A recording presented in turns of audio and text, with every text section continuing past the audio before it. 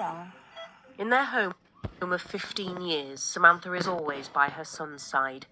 But to help him live, Lewis also relies on a range of machines you might normally see on an intensive care ward. Well, Lewis is on his ventilator now. He's on his humidifier, which I think is probably the thing that uses the most electricity. It's like having a kettle running all the time. And as long as he's inside, that's running. And then the SATS monitor's running all the time while he's inside, so that we can know how he's doing. So there's a lot of electricity running all the time.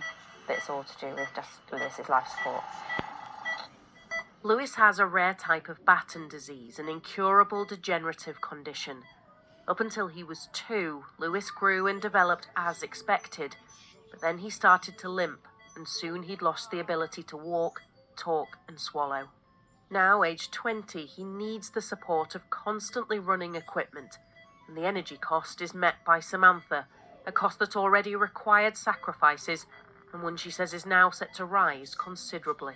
Getting a projection of my next direct debit, which is due out at the end of this month, being nearly double what it is now, from £243 to £675 a month, it was actually terrifying.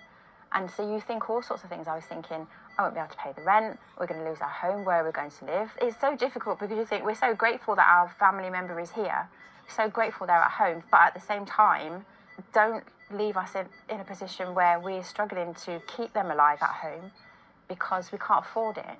I just am so scared that I can't give him what he needs, that this could create a situation where I can't keep him safe.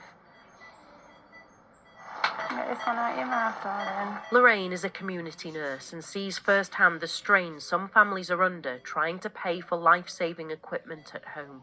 I'm just hoping that maybe a social tariff will come in and, bridge that gap. Because at the minute, it's tragic, really. It's just extra stress and more worry, and they just don't deserve it.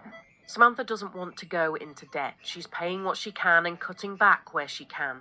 But she worries about whether it will be enough, all the time trying to hide that worry from Lewis. I tend to have my moments in private, in the bathroom or in my room at night when no one can see me. He keeps me going.